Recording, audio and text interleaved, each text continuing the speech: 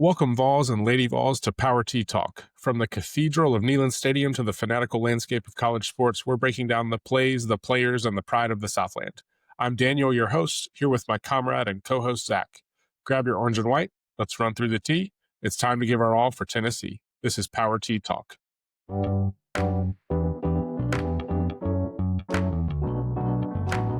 Powered by Riverside.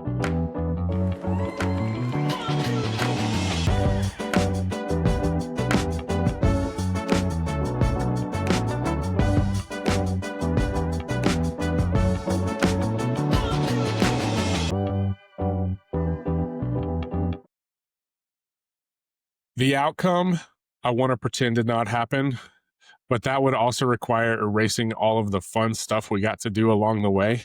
That's what I've been repeating to myself over the past few days, Zach. What's that old quote? It's not about the it's not about the journey, it's about the friends we make along the way, right? That feels like it's not about the ending, it's about the Georgia defensive backs that you made go sit on the bench along the way. I think that's what the quote was. I hope that's what it was, because that's what I've been saying. Yeah, definitely with Tennessee, it's about the friends we've made along the way for sure. But yeah, it's, we talked about it pre-show. If this was Sunday night, it would have been a much different tone to the show. And we decided, nope, we got to wait. We said we're going to do Wednesday nights, release on Thursday morning. And it was the right decision because our analytical brains kicked in.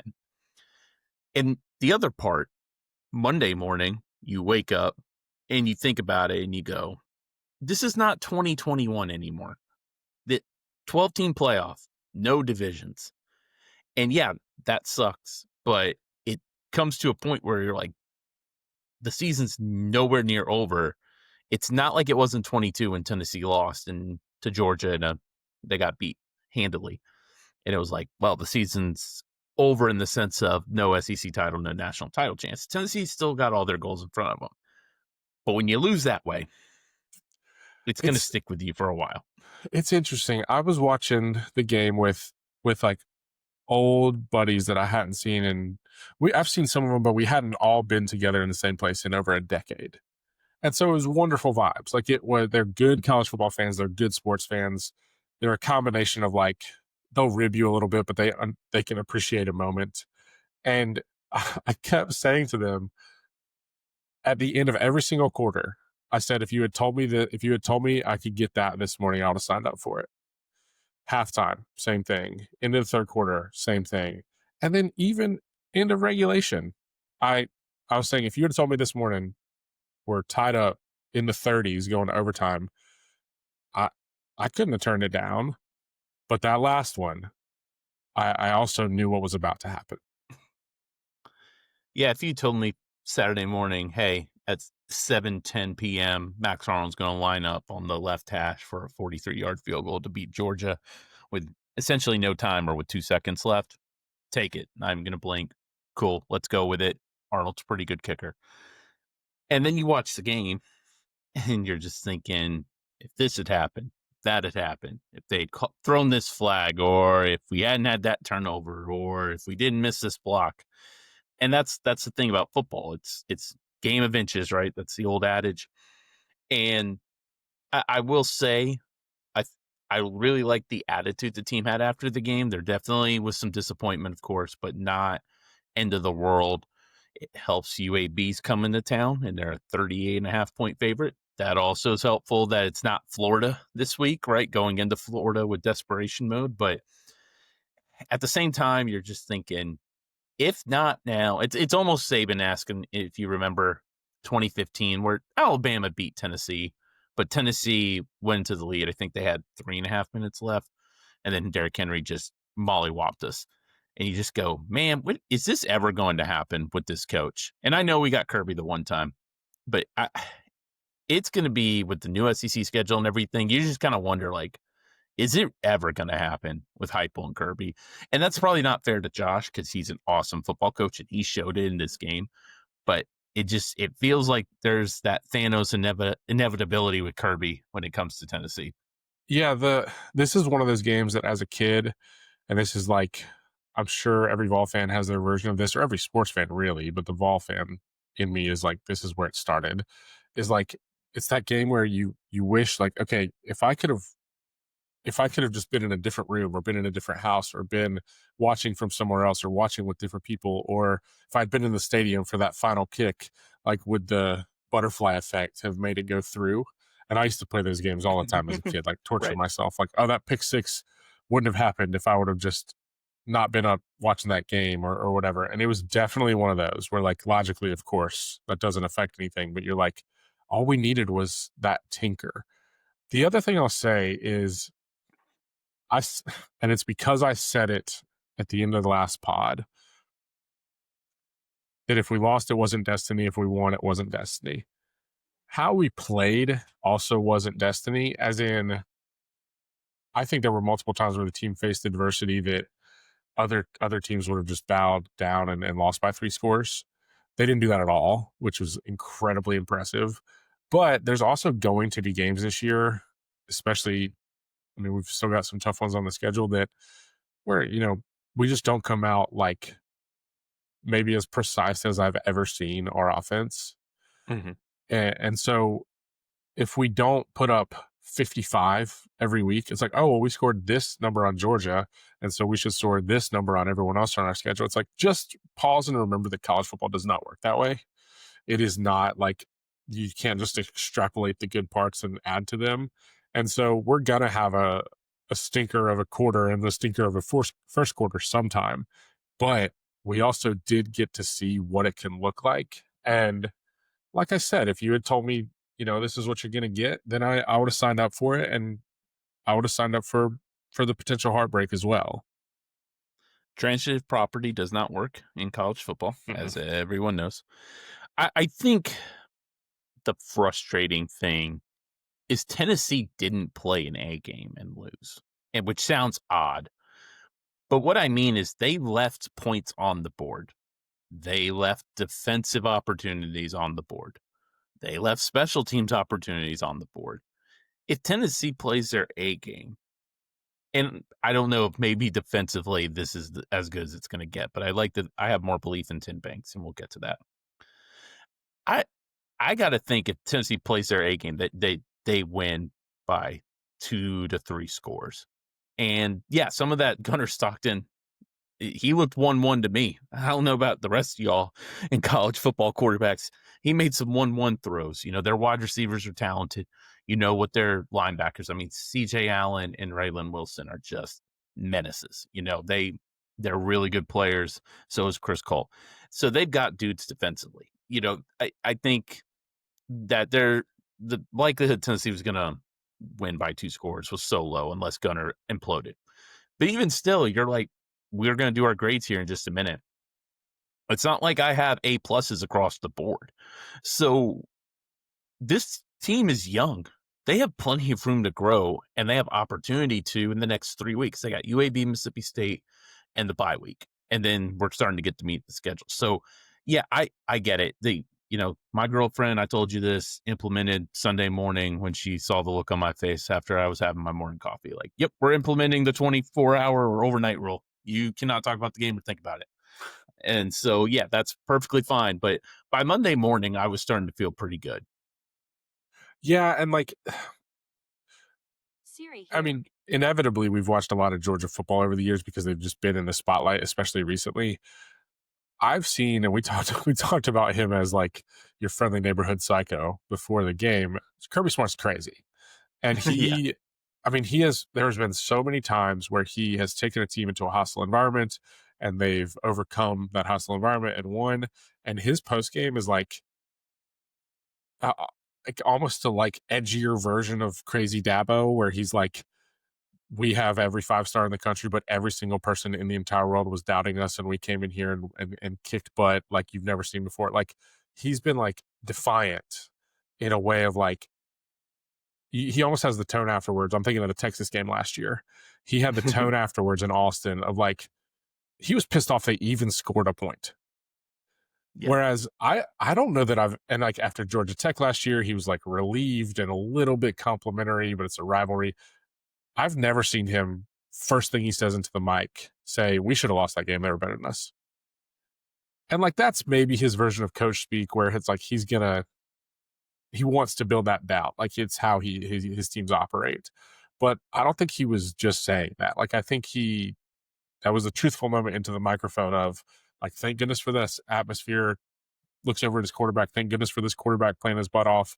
But that team over there beat us today. We just happened to win on the scoreboard. Now, take that and $5 and you can get a foot long at Subway. It doesn't really count for anything. But this is one where if you chalk it up to just a loss on the schedule and, oh, well, we couldn't overcome the Giant, then I think that's too simplistic at this point, given everybody's expectations. The same people in the fan base, I think, who would say, couldn't do it, doesn't matter, 0-1 against Georgia this year, would be the ones who were also probably predicting us to lose by 17. And so it's like, well, if that's what you saw on the field, then I can't really argue with you. But the team played great. And this was a game where we can drive ourselves insane, and you and I operate this way. We can drive ourselves insane by going drive by drive and like the granular analysis and get into the minutia. And oh my gosh, if we had set the edge on this play a little bit better, the butterfly effect happens. So I intentionally want us to pull back a little bit and try to summarize it, which can be really hard in a game like this. We've already talked about the minutia. So if you had to choose one word to describe the game, what would you say? And then you're welcome to give detail beyond that, but what's your one word? Foreboding. And this is why, and I know we were supposed to do one word, now I'm going to go into a diatribe. I think it's fair. So Tennessee gets a touchdown drive to start the game. The crowd is losing their mind. 40-yard pass play down the right side. Uh-oh. We saw what happened. Tennessee's up 21-7. Kirby's in flat-out panic mode. Goes for a 4th and 3 on his side of the field. It was 48, but still his side of the field. They get it. Tennessee's up 41-14 on 4th and 2 at the 50. We punt. They get field goal. We have a chance to go up 11 at the end of the half and put all the pressure on Georgia for them to come out to start the half and have to score. INT. Joey has Braylon Staley for a third down or for a first down conversion in the third quarter. Staley somehow just gets, you remember how they say bodies were hidden under Nealon? I guess one of them put a hand through and tripped him for some reason. I don't know why, but he slips, interception. Tennessee gets a strip sack. Very next play, false start. Next play, Bishop should have a 12-yard gain, Daniel. And let me tell you, we might get into a little bit. I'd say 75% of SEC backs get at least 10 on that run. Somehow trips, regains his balance, slips while regaining his balance, and no one's touched him. Falls down. It's only 3 yards. I think Samson with that hole, I think probably could be dead asleep middle of the night and get 13. Oh, I think Tennessee's got back on their roster right now that could have been asleep and got 13. I know. So we'll get there. Third down, everyone's going absolutely crazy. It's actually the right call. They have a crease. It's going to be a first down. Umarov blows the block. 4th and 6. Gunnar hits Humphreys down the right sideline. Ty Redmond guarding him. Same exact defensive coverage. False start on third down. Heupel panics. Plays it conservative. 5 yards. Arnold misses it. Matthews drops the pass on the first play in overtime. Their first play in overtime. 21-yard on counter. That, maybe could have been a hold in some places. NFL, I think that flag gets thrown. Whatever it is. And then the last play, they've got a chance to stop the touchdown. And Arian Carter just blacks out. And instead of trying to push him back, it's like, I'm just going to punch for the ball. Let's see what happens. Whiffs. Doesn't touch him. Touchdown, Georgia. They win the game, and that's how it was. And Josh McCray puts it in. It just was foreboding. It felt like every time Tennessee, and maybe counter-punching would be a more accurate term, every time Tennessee threw a punch, Georgia countered punch with just a tad bit of luck that hit it. And it just felt like the entire game, you're just like, Tennessee can pull it away. Tennessee can pull it away, and they just couldn't do it. I mean, there aren't many teams for long stretches of time, like multiple years, who are better at just playing like even cool as a cucumber than Kirby's teams.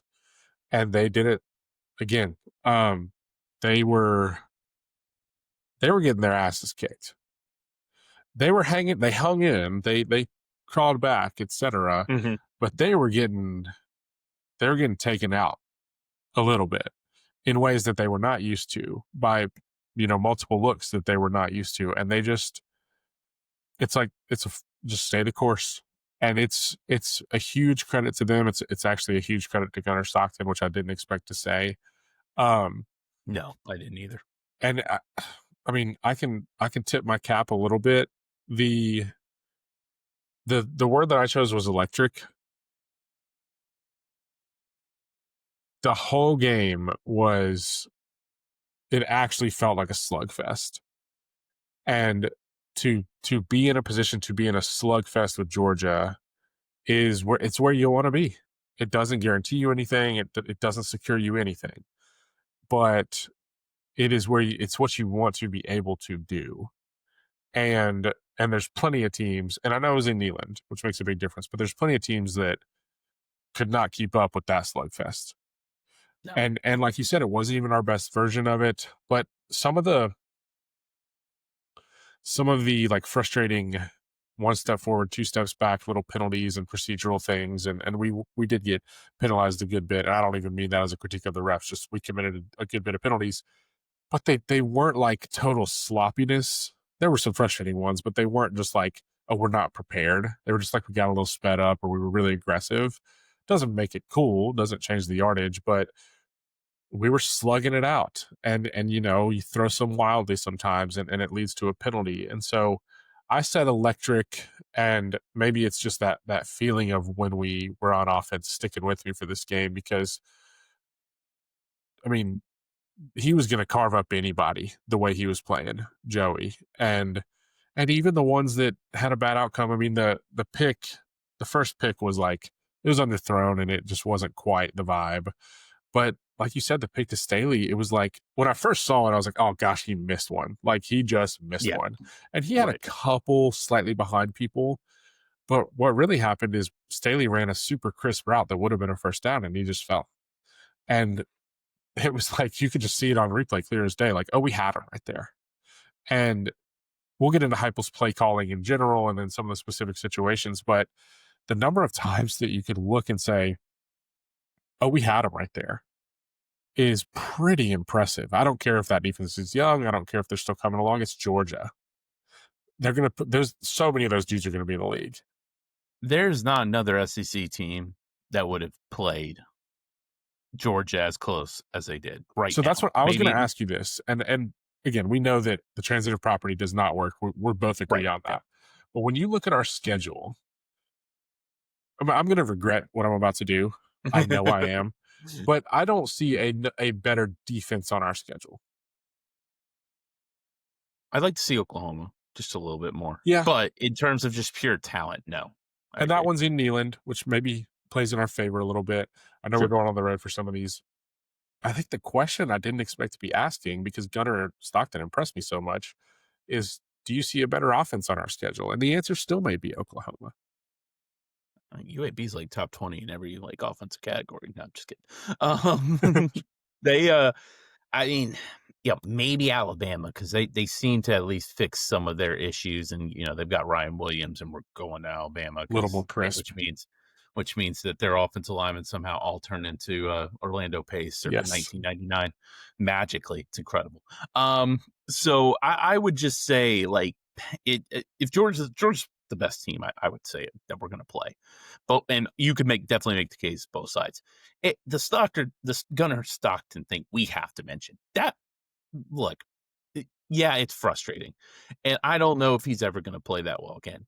If you had told me he was going to go 23-31, 304, 2 touchdowns, no picks, 38 yards while being sacked 4 times rushing, there's no way in hell I would have thought that was going to happen. Even if we lost 31-10, 38-17, just no way in hell that they would do it. And I mean, we watched. There were 2 throws. He gets lit up. I'm talking Dude, it was so good. NFL blitz lit up, no targeting, but just NFL blitz style, Looney Tunes-esque. His body is falling to the ground It's just and ripped in there. ripped it. Just ripped it. It's like nothing you could do. And one of them was Tyree West, who's like 290, and he ripped it on a third down. So yeah, some of that is where you're just going to tip your cap, right? I hate using that phrase, but you do. And they're going to run the ball in their offensive line, even though their right tackle was a disaster the entire game. Their other 4 guys played their asses off. But at the same time, there was just miscues by Tennessee where it shouldn't have come to that. And that's overall, I think, the frustrating thing. And yeah, we can make excuses like, oh, Georgia's the best team we're going to play and all that. But at the same time, it's like, this is games you got to take the leap. And I mentioned the foreboding, kind of wrap it back on this segment here. It was funny. I was thinking about that Chase McGrath knuckleball in 2022. And I thought about it. I was like, Tennessee's not lost a close home game in 4 years.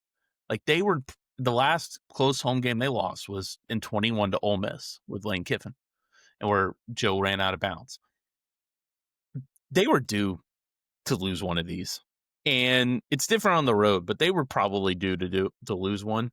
And yet, as we keep saying, they had it in there. They had it last chance. They had the ball last. Yeah,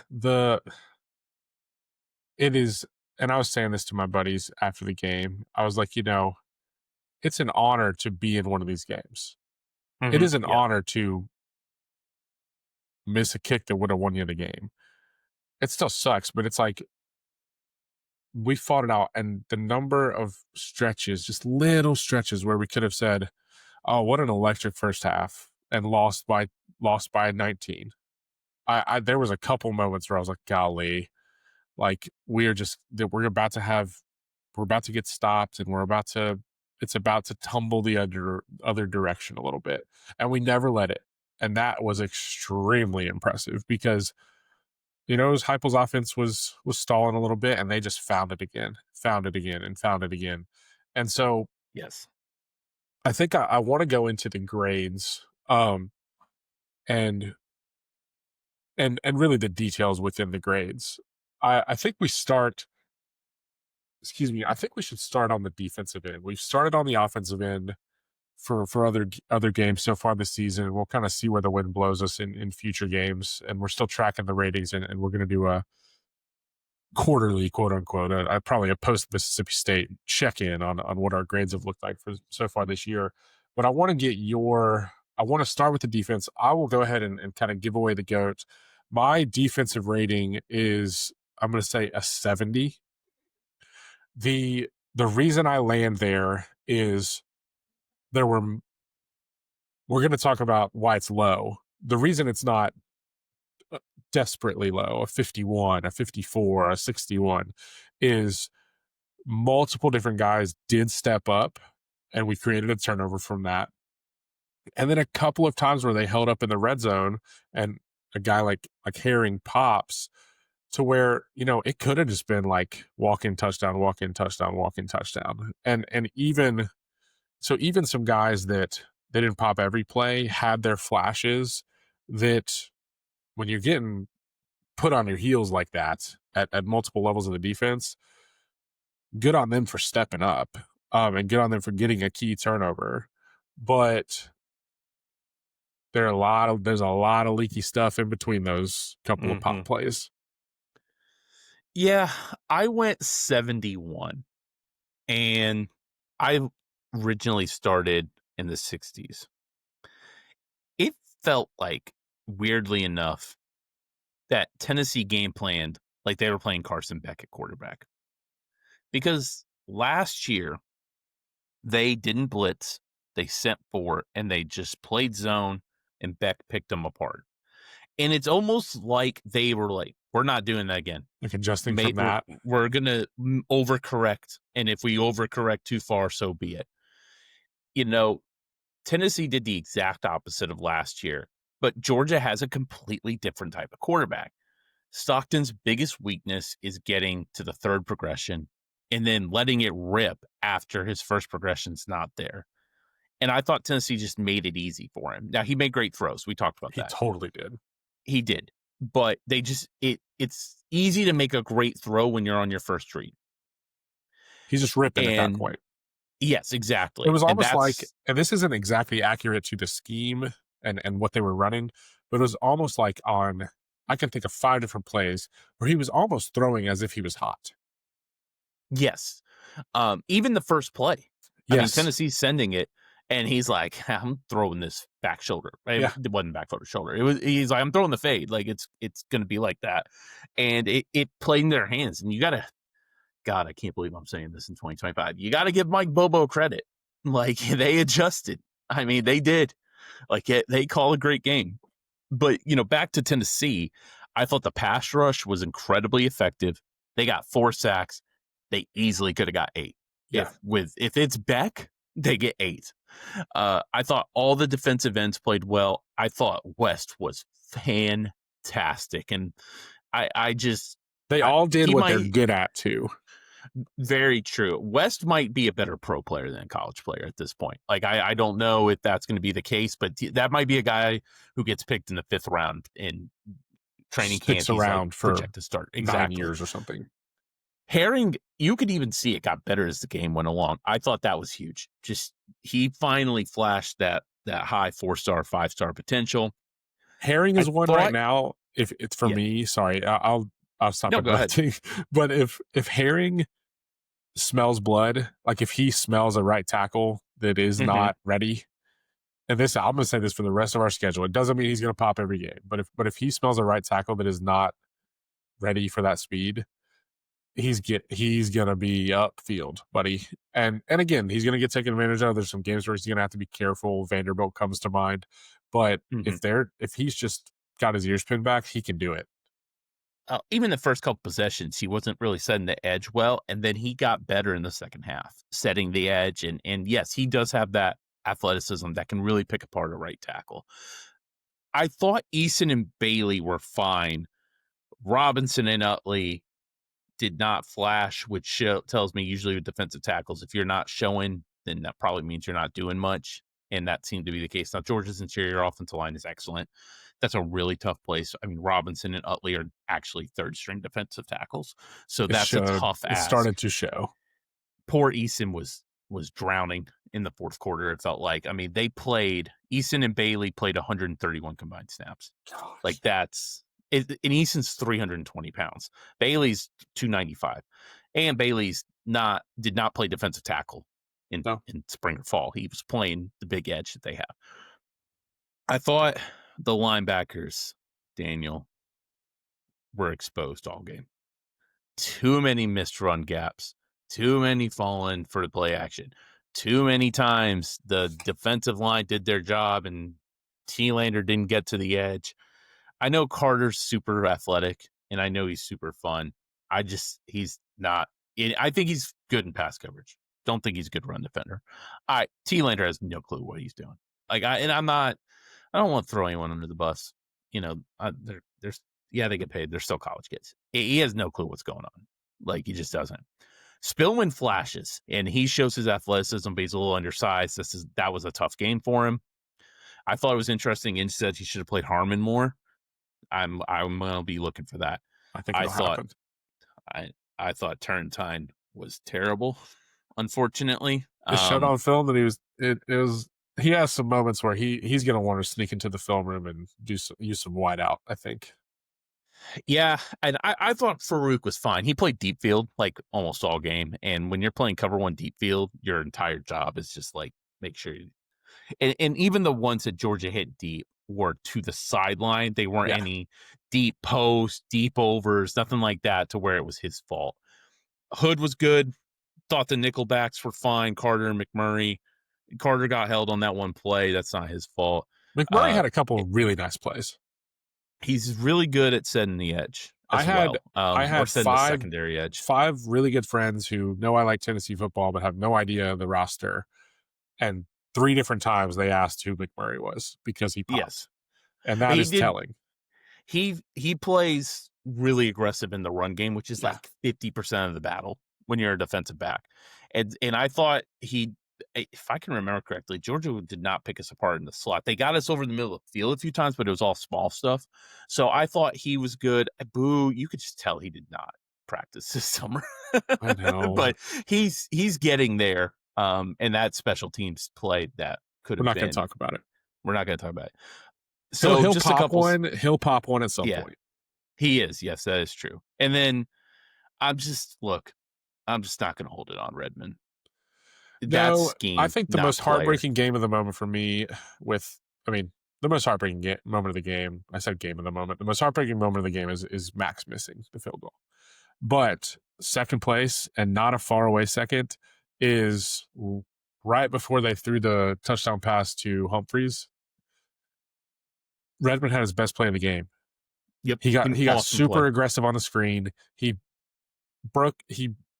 basically beat Delp, a senior probably tight end who's going to play in the league. Yes.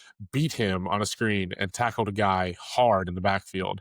And then I think it was the next play or 2 plays later, he's going up against a really technical wide receiver who got position on him. And he's there. Yeah. He's just not all the way there. It was a perfect throw. When he's a junior, he's going to make those plays. He's long. He's I don't know. It's the reason we saw him so much is because he's there. And yes, that's not fun as a corner, but it's promising. That doesn't help us a lot on Saturday, but it helps us a lot. Like you said, a couple years from now when he's supposed to be the 4th or 5th quarterback right now. It probably should have been the 6th when you think about recruiting rankings and stuff. Like, there's a chance.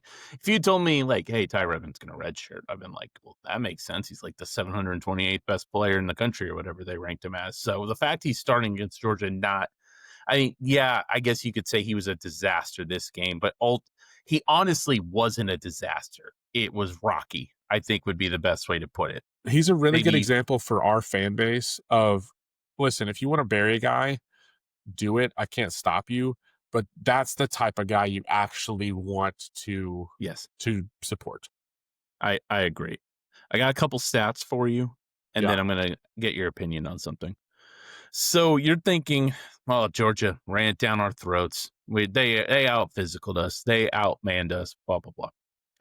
I thought the run defense was better than people thought. First off, they ran 51 times with non-quarterback sacks. That's a lot. So it's going to look ugly if they're going to run that much. And we'll get to the big thing in just a minute. But 51 for 208 on non-sacks. That's 4.1 yards per carry. That's not terrible. Georgia was at 47% on successful runs. That's not terrible. They only had one run that was above 15 yards. That was the overtime run. And I know it's a major caveat, but if you take out the quarterback runs and the overtime drive, Georgia backs were 39 for 135. That is 3.46 yards per carry. If you take out the 14-play drive to start the half with 13 runs, it's 28 rushes for 92 yards on non-gunner runs. Again, I know I'm throwing caveats, but I'm just trying to say that one drive really made it look worse than it actually was with the run game. Tennessee stuffed 8 runs. That means they went for 0 or negative plays. They stopped 21 runs. That means it was 2 yards or less. The problem was they were 12 and 19 on conversions, 3rd and 4th down. Georgia was. You're going to lose. I don't care. Don't care who you are. You give up 10 of 17 on 3rd down and 2 of 2 on 4th down, you will lose big games. And that was really the big thing. I thought there was not enough schematic differences. I thought there was too much reliance on dude-on-dude football for my liking. I think up 21-7, you need to flow with the game better. And I understand they were like, we are not going to be passive and lose. But I thought there was not enough adjustments. And I think adjustments can be overrated. I think it's just a fancy term we football fans like to use sometimes to make us feel smarter. But what did you think schematically of the game plan? Because I think I understood what they were trying to do, but I felt like they should have adjusted. Without having watched TV copy and watched it while stressed out, I just think that the guys that we have that are good at blitzing, and sometimes that's Arian, but like a guy like McMurray, the physicality of that O-line and the way they're pretty darn clean on their protections is like we got to a point where we were banging our head against the wall a little bit, where Mhm. it wasn't like that pressure that, we creep a guy up, we creep a guy back, and who's going to come. Like, they just had stuff really stitched up in terms of protection. Like, we were not getting really free runners. And now, to Gunner's credit, the couple of times we managed to, he ripped one in there. But I would not have loved to see us just sit back and it be like dink and dunk and Delp gets involved and more like outside screens to branch. And, that could be a different like death by 1,000 paper cuts. But sending one extra and hoping that they didn't pick up the protections clean, like you said, all we were doing was saying, here, throw it here. And he was doing a very, very good job of that. And I think it's easier said than done to say, like, oh, confuse him. Like, of course you want to confuse him. But when we line up dude on dude, pressure didn't get home from blitzing as much as it did from just the edge guys. Right. Yeah. And so, and maybe those complement each other a little bit, but see if you can win with 4. And it's crazy that we're saying this, but at that point in the game, see if you can win with 4 for a second. And, we might be singing a different tune if we had tried that, but I do think he didn't have a ton of muddy looks, and he was able to Right. make pretty precise throws. That's a good way to put it. Banks did not muddy the game up in a Yeah. way that can confuse a quarterback. It was pretty obvious when Tennessee was sending something. Yes. And I'm not exactly, Peyton Manning diagnosing blitz here. So if I can recognize it on the TV copy, then I'm going to assume Gunnar Stockton can recognize it or Mike Bobo can recognize it. You wanted there to be a point where he threw it at somebody's shoelaces or something. Right. And there wasn't enough of that. Yeah, like you need a double A-gap blitz. Like there were so many times where, and it's again, like Carter and T-Lander their heads were spinning a little bit. And so there had to be a moment where a better use of them was sending too many guys up the A-gap and hoping someone jumps up and deflects a pass instead of, this like bluff, drop back into coverage. Yeah. I know this wouldn't have happened with how Georgia played, but I would have rather they just played 5 down linemen and sent the 5. Like, just play West, Bailey, Eason inside, Josephs and Herring and Ross on the outside, and just go with those 5 guys. Be like, you 5 on 5, 5 on 5, go get the quarterback, and I'll drop the rest, the 6 in coverage, and just go from there. I think I'd rather do that than send T-Lander on a blitz or 210-pound Edwin Spillman at a guard or Arian Carter trying to do a coffee stunt, which is a delayed blitz. Like I think I just would rather than that. And I thought too they did a better job with Gunner's run game in the second half, but they were not prepared in the first half, which just shocked me. I was like, man, they're going to run the ball with him. He's going to take off, and it just felt like they weren't prepared for that, which really is unlike Tim Banks. Like, yeah, he's not perfect, but he's a really good defense coordinator. He normally sniffs out your best stuff, and he just did not seem like he almost looked like shell shocked. I think it's almost like, as a Detroit Lions fan, it's like when Aaron Glenn's blitzes don't work. He goes, I don't understand why this doesn't work. That doesn't make sense. I'm calling a blitz. Like, that's kind of how it felt a little bit. And it was like, well, wait a second. That was a good blitz call. Why'd they pick it up? Well, it's like offenses are good too. So like they're picking it up, it. man. Like and I think he honestly expected, oh, he's going to airmail one of these or he's going to throw one of these wide. And he just was really, really precise. And they did finally, when they started to find a rhythm, they were doing that thing they're pretty darn good at. And we were a little bit worried about it with the wide receivers of like, they were just like, they deliver the ball so quickly to the guy they want to get it to that it's like, no, Branch has the ball and he has a blocker before your guys are set up. And the couple moments they needed to do that, they did it really well. I would say this too. Back 7 didn't execute. Like that's Yeah. just part of it. Like other than just like I know, like we gave Redmond a pass. He's getting a pass for not executing because London Humphreys, who's like I know he's not, who feels like a 9th year senior, beat him on an up and an out route, whatever, or go route. The linebackers didn't execute. That Zachariah Branch screen was maybe one of the worst Heupel era defensive plays I've seen from the defensive backfield. Just inexcusable. And that's not coaching. You go over Exactly. screen plays day one of spring practice. That How was to like defend screen plays your keys. on You the left wide side. you left your defensive keys in the driveway on that one. Exactly. All three of those guys did not play it the way they were supposed to on the defensive back end. You know, some of the run gaps where it's just like the linebacker literally played the same gap as the defensive tackle.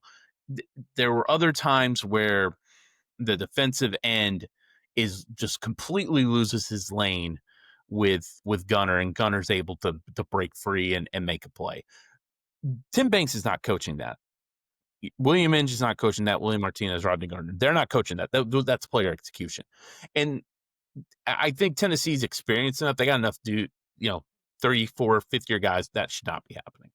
There are times, I know we keep coming back to him, and he wasn't the only one that did this.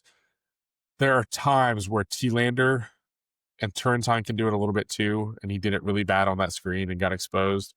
But there are times where T-Lander does the thing where he goes, like he's playing it like it's in a textbook, not like it's happening on the field. And I don't mean he's like fundamentally sound. I mean he's saying like, I need to be in this spot. Okay, I'm in this spot. And it's like, right, but you need to be in that spot in like a violent, difficult way. And if you're not, all you're doing is letting the play happen. Like someone who is in their spot but makes it a real pain in the butt to interact with him in that spot is a guy like Joseph's. He is going to make you remember that he was in that spot. Whereas sometimes, and this takes me back to some really ugly Tennessee defenses, and I don't think we're going there with this group. I'm not at that point by any means. Right. But there were years where Tennessee's defenses were, I'm here, but I'm the easiest thing to block in the world. And with how physical their offensive line is, they're just eating that up. Like that is a nice little, that's afternoon tea for that offensive line. And they're just moving you. You mentioned not playing your keys on that Branch screen for a touchdown. It's cover Hey, by zero. the way, real quick, anybody who, if you're over the game, but you do want to watch some highlights and you don't mind a chuckle, watch this play. If you can see humor in things, watch this play. It's cover zero. Cover zero man. Turrentine's looking at Stockton for 2 seconds, flat-footed on cover zero man, and then is like, and I wish you could see me on video because I've got the surprised emoji, the Pikachu face. Oh, that's a screenplay.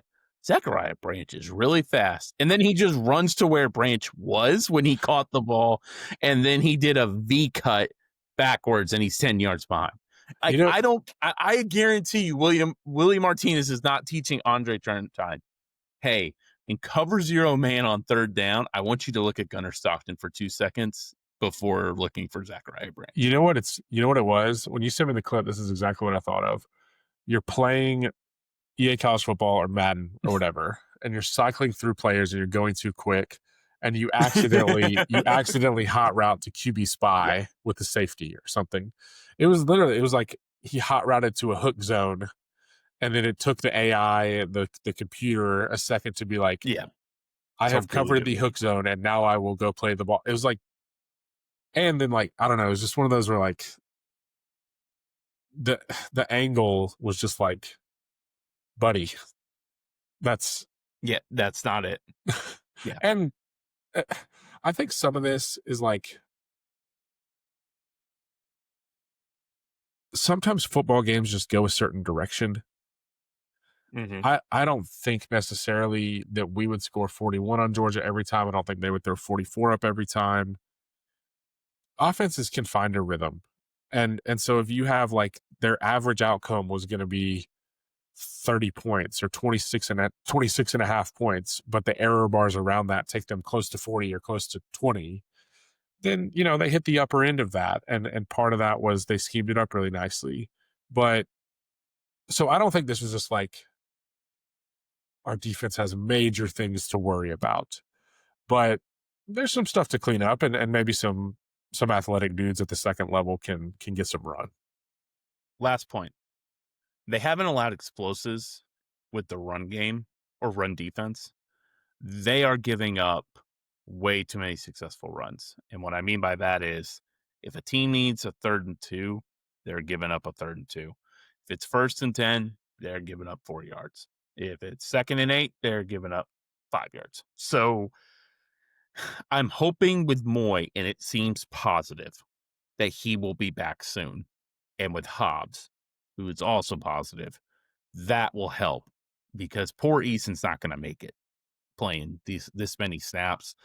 And I'm hoping that Carter and T-Lander and Spillman and Harmon will improve. It's only game 3, but I am a little concerned that teams are going to really run the ball, even though they're not going to hit explosives.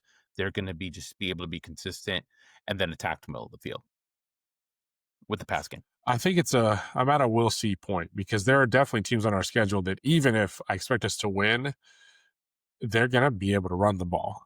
We saw Syracuse do it. There are teams that can run the ball better than Syracuse. And so I'm a little tight on those. We're going to shift to our offensive rating. This one is obviously slightly more fun, but, still some questions, I think. I had our offensive rating at a 95 overall. We had 496 yards of offense. This popped immediately. It actually, I don't mean this to sound as tragic as it does. It popped on the really nice route he ran, then he fell down. But I said before the season that I would love to add Denarius Moore to this team. I think we've got Denarius Moore at home. I think Braylon Staley is like, he's like, yeah, I hear you, dude. And he is like so crisp on routes and he wants the ball. And so I love what I'm seeing. I was trying to think about other times that Kirby got a little bit defensively. I mean, it's going to happen in college football sometimes, just with how good offenses are. Georgia Tech last year, and this was like I think they went 47 overtimes or whatever. I don't know how much this yardage was in regulation or whatever, but Georgia Tech had 563 yards of offense. That's inflated a little bit because of how much they played. I know it was a weird game. Mm-hmm. LSU in the 2022 SEC title game, and this was a mix of Jaden Daniels and Nussmeier. I think maybe Daniels got hurt that game. I can't remember the game flow, but he must have. They had 549 yards of offense, but this was also like Kyron Lacey, Malik Neighbors, Keishon Butte, and Brian Thomas Jr. Like they were really good. And yes. And so we didn't quite get to those numbers, but we ran the ball way better than that LSU team did. And so we were on them a little bit. And then the other thing that I had as a takeaway, and I think so much other stuff happened that it doesn't feel like he was the difference in the game, but Aguero for Georgia, I think, is one of the best players we're going to see all season. He's absolutely fantastic. Their defensive backs were their corners were fine, I guess, considering how many yards they gave up. I don't know if that was a particular thing. I thought their linebackers were incredible. Personally, they just didn't amazing. They just didn't let anything happen. No, they did not. There's a reason Kitzelman had such low numbers. Yes, exactly. I gave them a 94, and the reason is because they had 2 turnovers. If that interception doesn't happen, then I would say they would have been a higher grade, or one of the interceptions. I thought Tennessee played as well as they possibly could, considering they turned the ball over twice and they were playing Georgia. Yeah. Getting 41 points against a Kirby Smart team is a minor miracle. I went through non-overtime games, and it had happened, I think, 8 times since he's been at Georgia. So, that gives you an idea of how rare that is. They did have 5 straight drives for a combined 22 plays. That's not good. Scary. But we know, despite how great Heupel is, that's going to happen with this offense. You take the good with the bad a little bit on that. Exactly. It's just how we run the offense, the tempo. It's going to happen. Tennessee dominated with the passing game. in the It's drop crazy, game. man. 54% success rate. That's 94th percentile. That's insane. They average 7.2 yards per attempt. That's 82nd percentile. I'm sorry, that might have been yards per play. Excuse me, yards per play. That's 82nd percentile. Tennessee was 88th percentile in EPA per dropback. They averaged 10.03 yards per dropback. Tennessee had a 57% success rate when passing the ball. So the 54% success rate was overall. They had a 57% success rate passing the ball. And that was with 2 interceptions. Yeah. 2. So, and they only allowed 1 sack, which is incredible. Even, and I know the offensive line wasn't perfect with some of the run game stuff, but overall, man, like considering that they're down a starter, like that was an incredible performance from Hurd and Perry, especially. I thought Perry was awesome. That guy's going to play in the NFL. I've already determined. Hurd is going to play in the NFL if he keeps this up. And Heupel was in his bag in the first quarter. I mean, I've never seen Kirby. He wasn't panicked on the sidelines. And so I'm making assumptions. Internally, I cannot imagine he's ever felt like that after a first quarter since he's been the head coach at Georgia. I mean, he did bench a corner in the first quarter. Yeah. I mean, that's like in the first quarter. Yes. Like that is not, it wasn't like, oh, he made a mistake and then he also did something stupid on special teams. Like he just didn't want him out there. And you could just tell, because we mentioned it earlier in my one word description. I know he went for it on that 4th down in the SEC title game in 2018 where he tried to sneak Justin Fields on the play. Yeah. On like 4th and 10 in the fourth quarter. I can't imagine he's ever gone first quarter more than 4th and 1 because it was a 4th and 3 on his own side of the field very much. No, I can't imagine. I can remember a couple times when he's been on like the other 42. Right. Where it's almost like a short, it's like, yeah, it's like, screw you guys, we're better than you, we're going to go for it. Yeah. But not that from like a 4th and 3. We need to score perspective.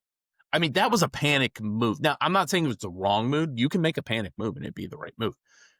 But it was a panic move. Like it was like if we give up another touchdown, we're not winning this football game. Or if they score another touchdown and we're down 3 scores, we're not winning. So we talked so much last week about like, can we just get to 24? Like, is 24 a possibility? If we get to 24, we might win. And they scored 41. And that we had 21 in the first quarter. 21 in the first quarter, Daniel. I couldn't believe it. I was with those buddies of mine, and I had gone on and on about how like we have a lot of trouble against Kirby. We can't get over 17 points. Like it's amazing. We can't get over 17 points. And I was telling them like, you know, maybe it'll be a dogfight. Maybe we can hang in. And we hung 21 in the first quarter. I don't know, man. The receivers thing is so interesting. Tiny bad luck for Staley. He played amazing. Brazel played amazing. He owned the game. He did. And that's so rare against them. I don't remember many instances of that. Like Ryan Williams had a great game against them last year. And so maybe that's another one. Matthews still can play better, I think. Mm-hmm. Yep. And then beyond that, the one thing that got told on a little bit was our wide receiver depth. And there are games where Heupel's just like he's humming with the way he wants to run the offense. And so that's a little bit of it. But it'd be awesome if those young guys could come along a little bit. You know, we're both sitting at the A range, and I don't think there's another way to shake it out. I think anything below that would be a little too cute on the turnover stuff. Mm-hmm.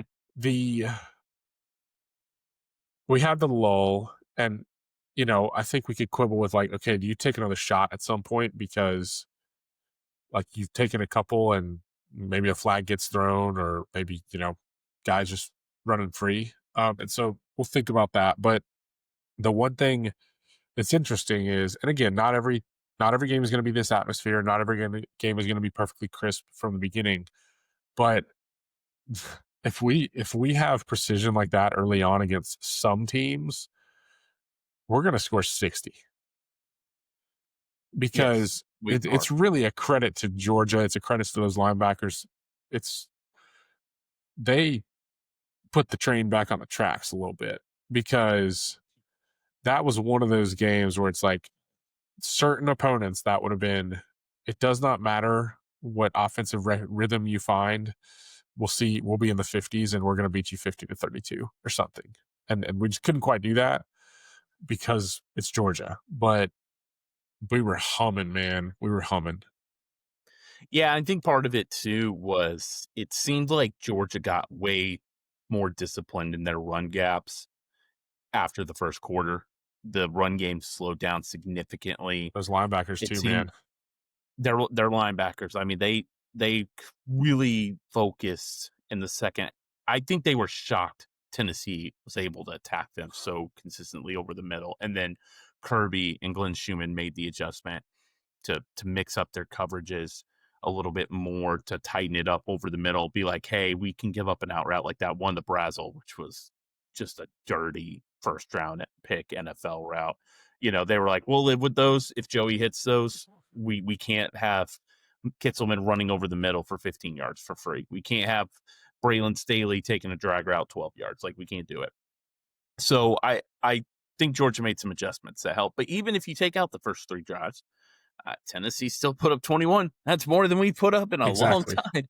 So, you know, I would say, like I said, if they had just had the one turnover, it'd probably be like a 96, 97. And Yeah. that pick, the second pick was nobody's fault. Staley got turf monstered. It's going to happen.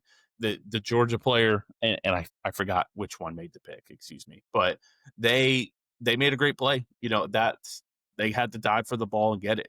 And so it just sucked that it was like essentially back-to-back possessions. I know it technically wasn't. And Bolden made the pick. I couldn't remember which Yeah. player made the picks. I mixed them up. Bolden made the pick.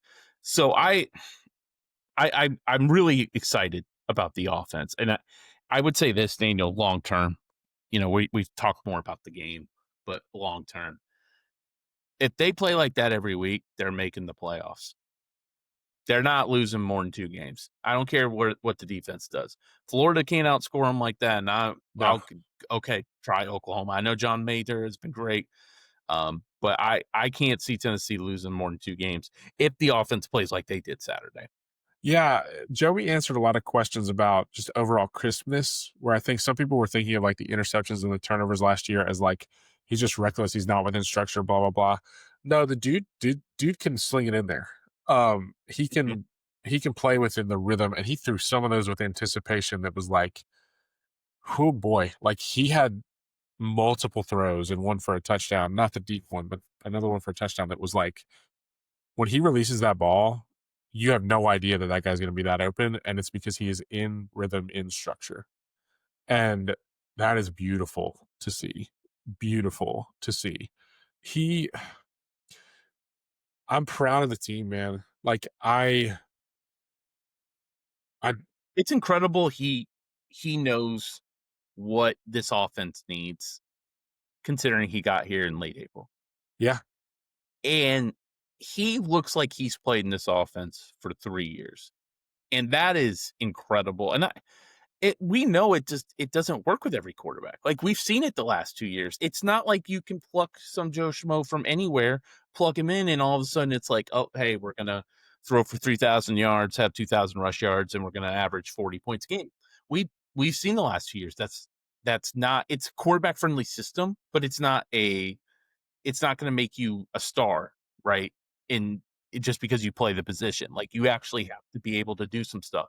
The fact that he's able to be this good this soon and be able to control the offense, understand the tempo, and other than just like they have one bad snap a game, which might be more a Pendleton thing than an Aguilar thing, it blows my mind. I mean, think about how good Hendon was in 2022. yeah, And I know that Georgia defense was better in 2022 than definitely. this version. That might be the best defense we see in the last 15 years. But I mean, think about how just gritty and gross the offense was that year against Georgia, and think about how beautiful it was this year. and it gets me excited. Like, what are they going to look like in mid-October? What are they going to look like in mid-November? It, they play like that, they're not going to make the playoffs, Daniel. They're going to win playoff games. The interesting thing, and this is like, I haven't been able to settle on this yet, and maybe you can help me. And this is on the fly, so maybe you can help me, or maybe we address it before another game. I'm trying to pin down the type of receiver that Heupel has the most success with. And I'm maybe multiple types. That's great. But it's like he kind of inherited Tillman, and Tillman fought so Right. many injuries that it's hard to remember, but he was a beast. Like Tillman was the kind of the Batman, and Jalen took off as Robin at first. And then you have Brew had a ton of success. Brew is physical. You had Dante Thornton last year, who was like his own different kind of thing. He was not the same as Brazel at all, Right. in my opinion. Now he's dealing with a different quarterback, but Yeah. he's a different thing. But then like Brazel's this like big bodied 6'5", 211. He's gonna go up and get it like high point, but he's not an insane athlete. Again, maybe it's a good thing that we don't have like, oh, it has to be a Jalen Hyatt, it has to be a track star, and then we're dealing with these like relatively skinny guys who are getting busted off the line. I actually don't think that's his. I don't think that's his best type of receiver. I just think we remember the Jalen Hyatt of it all so much. He's good Right. with physical guys. Yeah, I think he likes the big body physical wide receivers that don't have to be Randy Moss-esque athletes, which nobody is, but can high point a ball or at least beat press coverage. So I think that's what he's looking for. And Thornton, I mean, if he had stayed healthy and better quarterback play, could have been doing, I think, what Brazel's done. He's been really impressive with the Raiders and considering where he was drafted and everything. But it seems like with the success Tillman had, Brew pre-South Carolina injury, with what Brazel's doing, that seems to be the best type for this offense. And But I I think think what Smith and Jackson lean that direction a little bit, at they least do. in terms of their size. And he kind of moved away from like and part of this was they maybe not just didn't work out, but like Nimrod, Webb, Nathan Leacock, like they were a little more slight. And so he doesn't Mhm. he doesn't seem to necessarily emphasize that type. So I just think that's going to be something interesting to track. I'll also say this, and this actually, it has not been tested yet. This is something that in week 9 or whatever is when you actually would feel this. We lack a little bit of depth right now at wide receiver. We knew this was Yeah. lingering. We knew this was sitting there. I think Rodarius is out this coming week. And so it's like, hopefully he's not busted up too bad. You never know.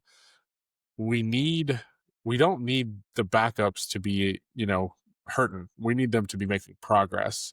And so I don't miss any of the receivers we lost. I think anyone who does is just finding a reason to be mad. Yeah. But Mhm. the depth is going to get tested. Yeah, maybe just seeing how well Nimrod's played at South Florida, it would be nice to have him just as the fourth wide receiver. But at the same time, I watched 3 years of that. So, I'm not like Yeah. crying over it. Or maybe Leacock I know he's not doing anything, but he's a 4-star guy or whatnot. But yeah, that's a concern. Like Jackson probably could really use the reps against UAB. That would be super helpful. The fact that he won't play, it sucks. Again, they're seemingly pretty comfortable with 12 personnel, so I think that's just where we're going to see the answers. And they ran not a ton of it against Georgia, but still a decent amount. I think Davis got 17 snaps, if I'm not He got mistaken. a little bit dinged up in the first half. Yeah, that was true too. I think he missed a couple drives with injury, so that probably played a part into it. So I think that's just where it's going to be. It's like, hey, we're going to run 12 personnel. The last thing on the offense, I wonder if we're about to say the same thing. I like Deshaun Bishop, but let's get a little more serious at the running back position. Yeah, there's going to be stuff I'm going to be wrong about. There's probably already been. Like Steve Angeli's probably not going to win the Heisman, but we don't have what we thought we had in the running back room. And we didn't want to. We wanted to maybe wait and things like that. And I actually love what I'm seeing from Starr. I think Lewis is running a little weirdly out of rhythm right now where he can't decide if he's a bruiser or if he can get it outside or if he just needs to get vertical. There's something a little off there. And I don't even mean I'm out on him. I just think there's something a little Yeah. off with his rhythm. But him getting 3 carries and Bishop getting 17 and Star getting 7 isn't going to solve it, isn't going to get us where we want to get. I think Lewis has a problem where it's like this with Georgia with Nate Frazier right now, where he's so concerned about just getting yards that he's not trusting his natural ability Yeah. to make plays, because he's not running like he did against Ohio State last year where he was free and loose. So I think that's part of it. Here's the thing. We know what Bishop is, and he's fine. If he's your second back in the SEC, you're okay with it. You're not thrilled. It is not Eddie Lacy, TJ Yeldon, No, it's not. circa 2012. Okay, we all get that. It is clear to me, and this is not the first time this has happened under Heupel. It is clear to me Star Thomas is the best running back on this team. I don't It see does not how take you. I don't. It see doesn't take a rocket science. Yeah. And we had this problem in 23 where it was clear Jabari Small, God bless him, in the NFL, was not one of the 2 best backs on the football team and was getting A lot of equal amount of carries. And I like Bishop in some roles, okay? But Star needs to be getting 15 carries minimum. And I have a feeling that in those last 2 drives, if Star's getting those Bishop carries, Tennessee, we're having a different conversation. And I'm not saying it's Deshaun Bishop's fault we lost the game. I want to make that close. clear. No. What I am saying, though, is if you're not going to give Star Thomas 20 carries through 3 quarters, then I want him carrying the ball every play in the 4th quarter in a close game. If you're going to be doing this with the running backs, where you're giving them equal opportunity, which is fine, then I want the best one playing in the 4th quarter, and that's Star Thomas. And it's clear, Daniel. It is not a wide receiver thing where you're like, is Braylon or Mike actually better? No. Star Thomas is clearly 1, and Bishop is 2. Yeah, and honestly, I think a slightly better version of Lewis, he's going to be preferred as well. And I don't mean to just pile on. We got plenty of football left and plenty of times for the run game to get going. But I don't see much right now that tells me that Bishop is I think Jabari Small is a better back than Bishop from what I'm seeing lately. I think Small was hurt in 23. 2022 Small was better than Bishop. Yeah. And so, and again, that's a good problem to have. Like, they're both quality. But to get the juice you want out of the run game, you got to have slightly above quality. Like, it has to be above that line. And I'm so in wait and see mode now with Lewis, because I think you're right that he's not trusting himself, and I think he's trying to hit a 5-run home run every time he gets the ball. Mm-hmm. Like, he's going to get 4 carries. He needs one of them to go for 32 yards. And so he's just not doing he's not doing the normal thing. But when it's a little late in the game and those like full effort tackles are turning into ankle tackles, it's got to be Star. It does. And Star's physical too. And he can catch the ball. And so if things get a little wackadoodle in tempo, or you check wrong and there's a busted play and you need that little shovel pass or whatever, we have one guy who can do that, and it's Star. It did not make sense in the 4th quarter. Now, he started the last drive, and then they took him out. And I was like, he can't be tired. He has 9 carries, and he wasn't even in overtime, I don't think. It was all Bishop in overtime. It was all Bishop.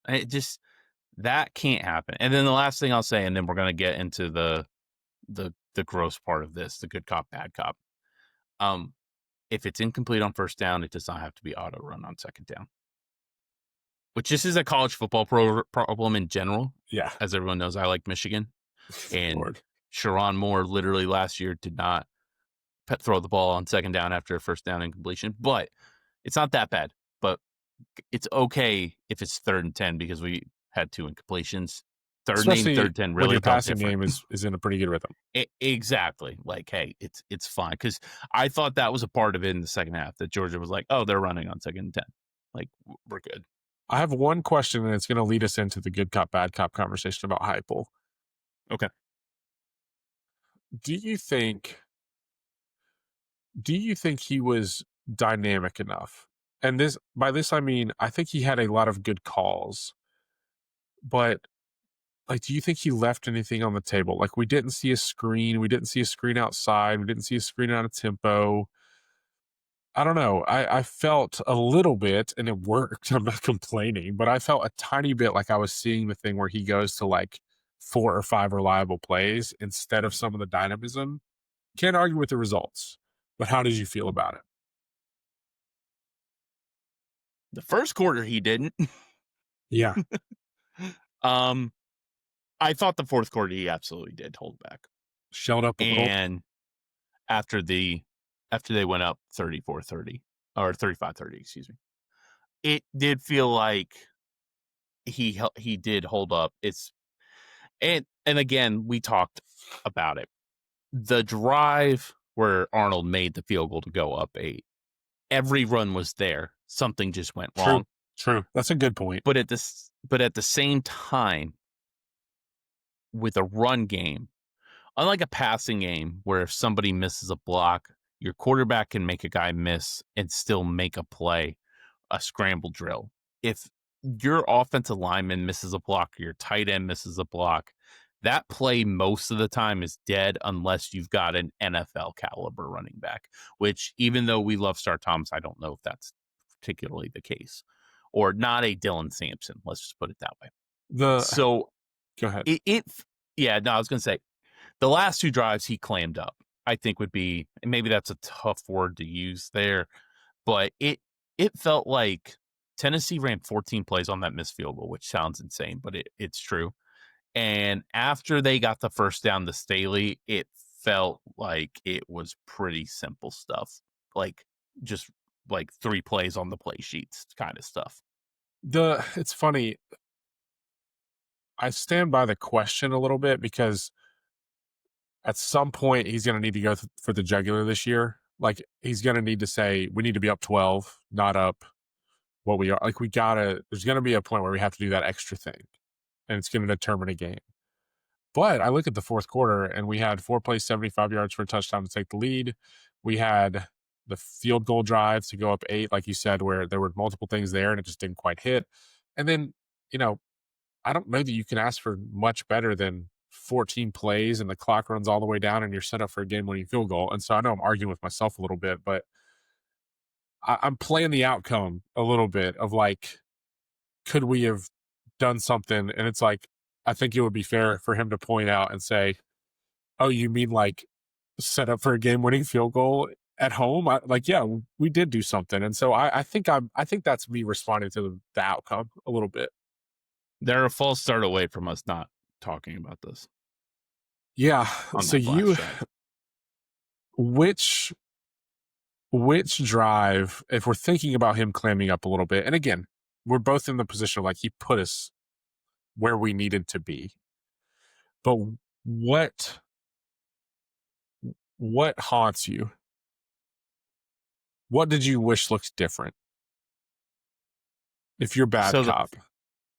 So to be the bad cop, the big one that irked me immediately, that I immediately caught, was 4th and 2 at the 50, and you're up 21-14. Your offense is cooking, and you punt, especially after seeing how Kirby was desperate going for it on that 4th down the previous drive. And because I mentioned it on the pod the week before, it's like, I do not want to lay in bed and be up because we didn't go for it on 4th down, and I was. And I don't get it. I don't. In 2017, you had the excuse. The data was not quite there yet. 2025, there's no excuse. If it's 4th and 2 and you're not backed up in your own 25, not backed up in your own 40. Let me clarify. Backed up in your own 40, that should be a go, especially in college football. Like, to me, that's not even a question. When you have a 6-year quarterback like that, you got to do it. Because if you go up 28-14 and you've scored 4 touchdowns in 5 drives, it just becomes a math problem at that point. it becomes a math problem. That's a great way to put it. And also, you could potentially run some clock there. I mean, Georgia, the next drive after they punted, Georgia ends up going on 14 plays, 88-yard drive for 615. In Tennessee, had about a minute 41, which with this offense is time, but even still, they threw a pick.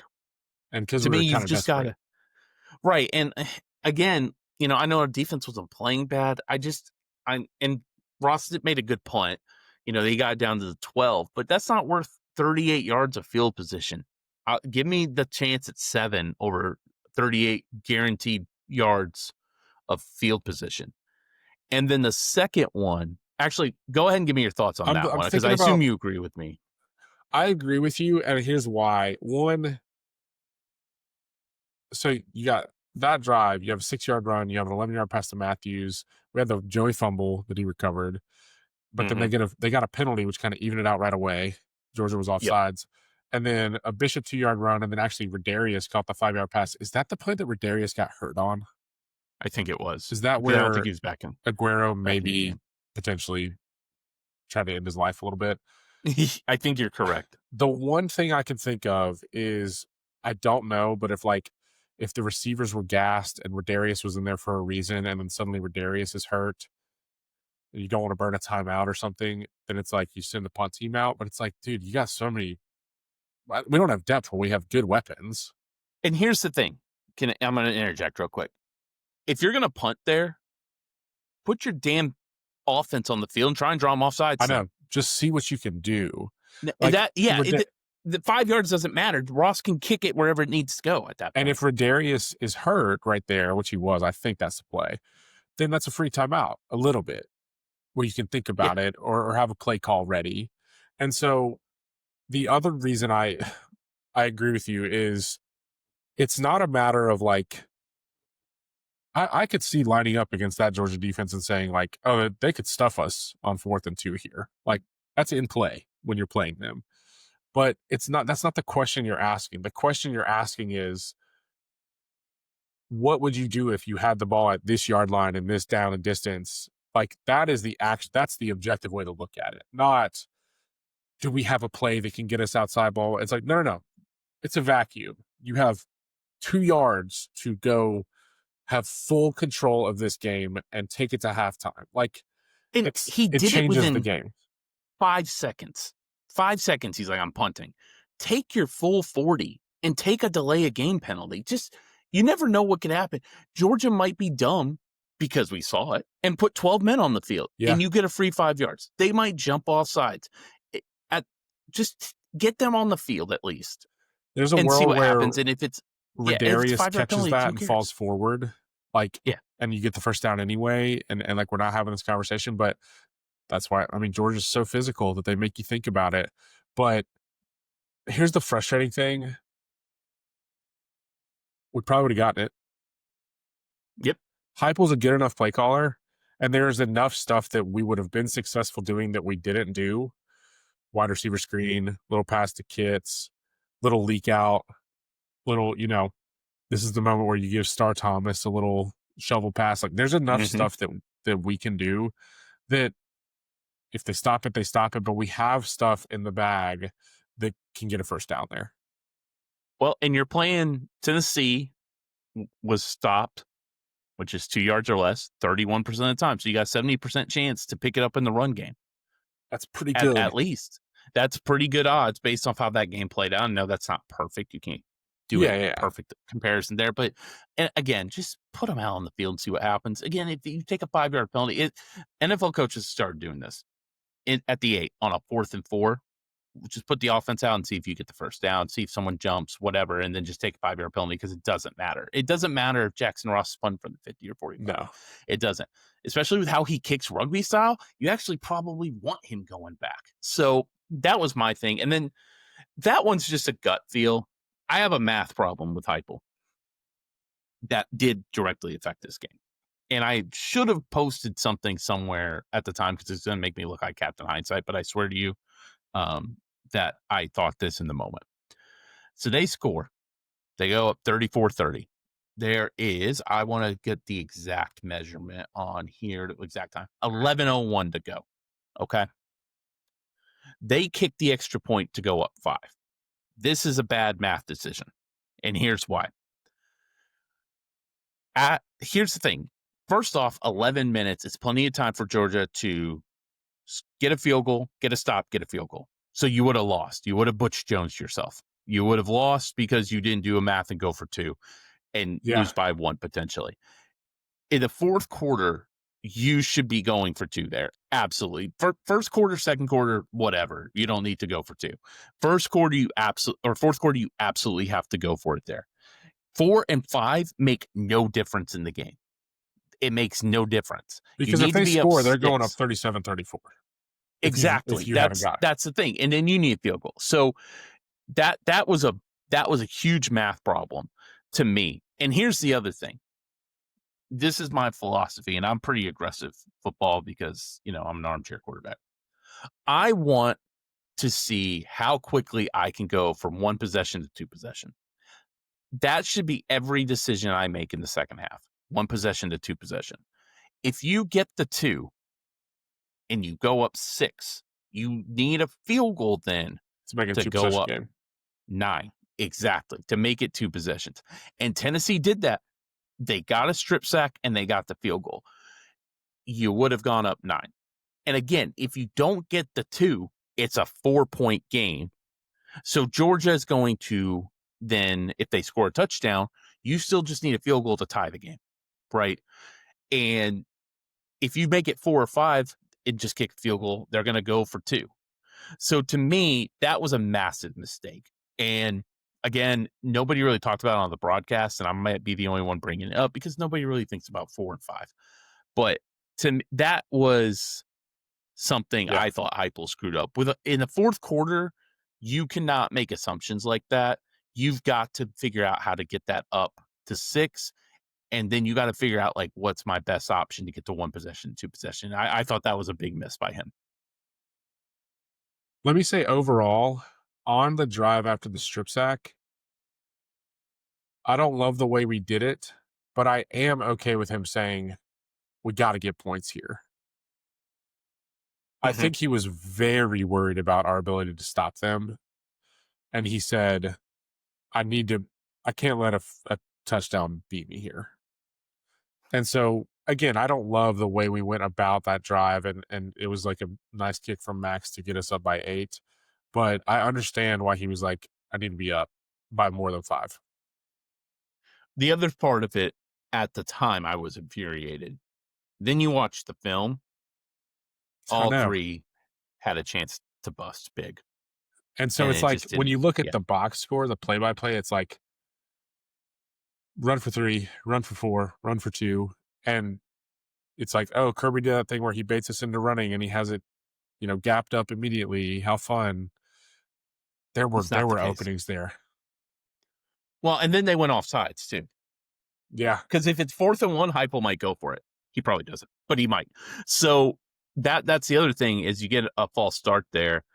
And that absolutely, that can't happen. That's a huge thing where some procedural stuff here and there.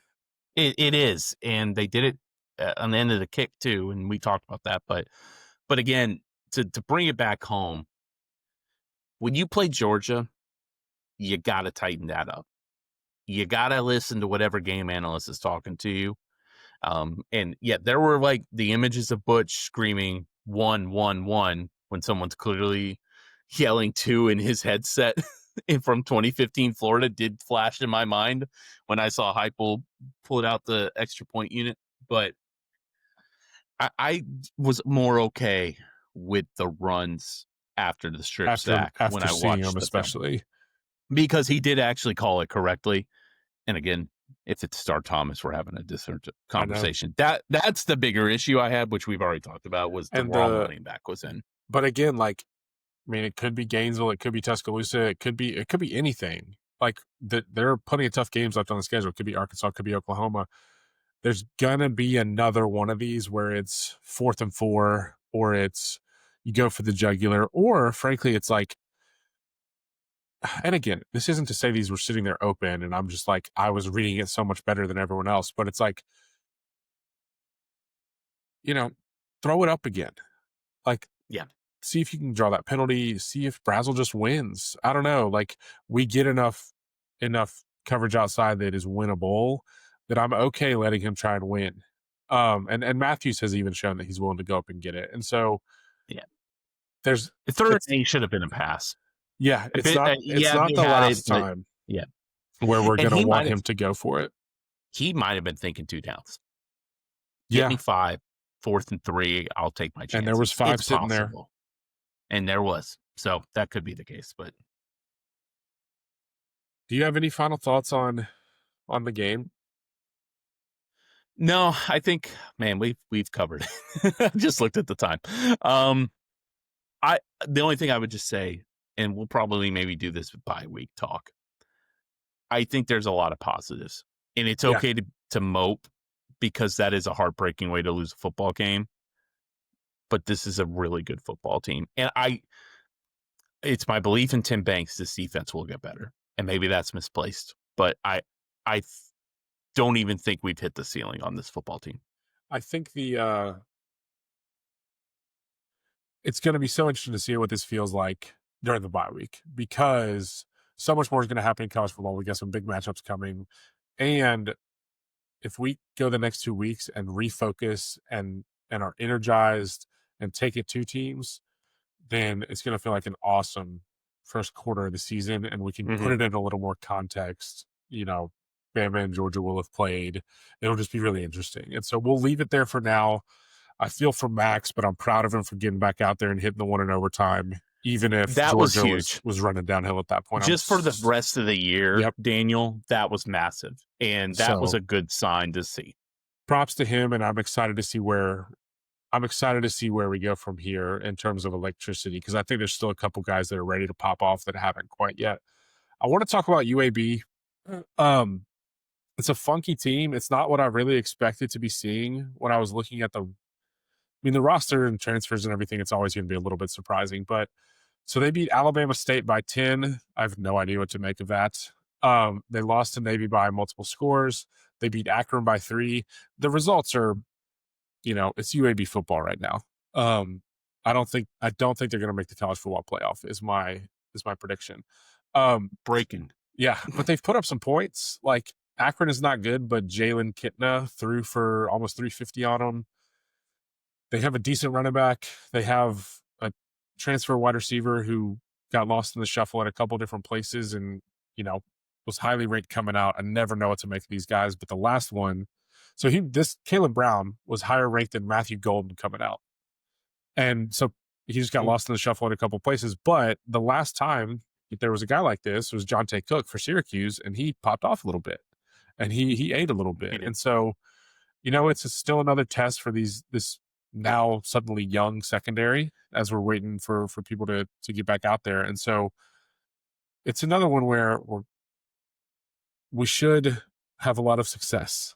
But for a guy like Jalen McMurray, for a guy like Vu Carter, for a guy like Ty Redmond, like, let's get your feet wet a little more, and hopefully you make a play.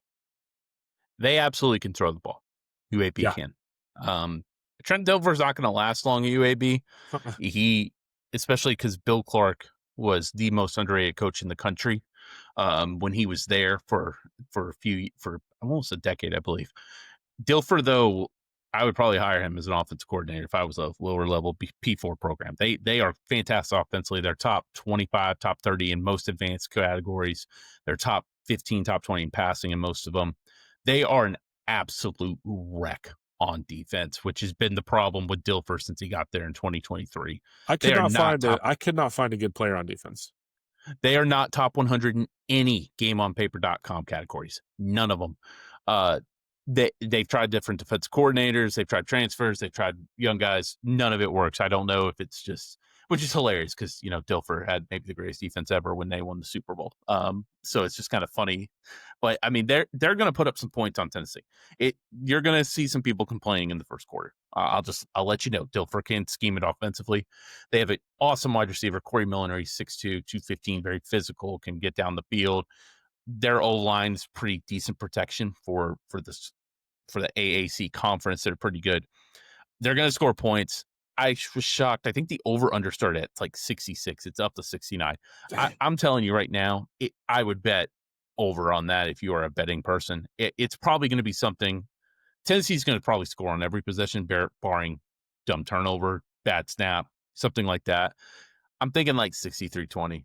Like Yeah. it's going to be points galore in Neyland on Saturday. I could see it being something like, 60 to 14, but then it winds up at 67-24.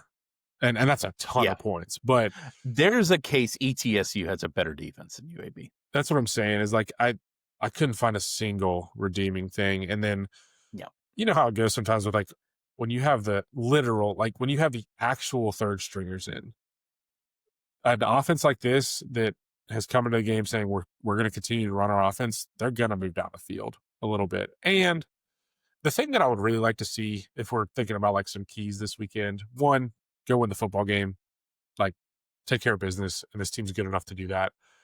But the one other thing I want to see is don't have that letdown. It's hard not to, because this is the type of team where you have a, 17-10 into the first quarter. But I would love to see just super crisp from the beginning on both sides. That would impress me a lot, because last week can stick with you if you're not careful. Alabama State, which is not a good FCS school, No, they're 13 not. of 15 on third down. 13 of 15 on third down, and ran for 202 yards, 5 yards a carry, 514 total yards. You were talking one of the 5 worst defenses in FBS. So I know you mentioned like end the first quarter 17-14. Again, Tennessee, I would say is going to score on every possession, barring turnovers, just dumb turnovers by them. Yeah. So, but I want to see Redmond. I want to see him pick his head up, because he's going to get challenged in this game. He is. I want to see Turrentine have a better game. I want to see Herring build off last week. I want to see T-Lander know where he actually is supposed to be. That might be asking for a little much, but I want to see some guys. I want to see some freshmen, and I think we'll be good there. Yeah, I think it's another one where it's like, let some guys make some plays. If people are still getting healthy, let them get healthy. Go win the football game. I actually don't know what things are looking like injury report wise. We'll see. And if we see any new faces, we'll be sure to get an extra eye on them on film next week. And then, we have this game that should be routine, but we can't be sleepwalking into the next week either. We get to Mississippi State. They're feeling good about themselves. And I don't know. I think we have to stay crisp. This team is good enough that I want to see us continue to reach our potential. Yeah, I do not want to see a bad start, which again, I don't think they can do offensively, because UAB basically just opens the Red Sea and lets you score. But I do want to see more crisp. I don't want to see penalties. I don't want to see bad tackling. I just want to see a nice, easy win, a lot of points. Joey build on the Heisman campaign that he started for himself, and go from there. And I would like to see some freshman defensive players just get their feet wet.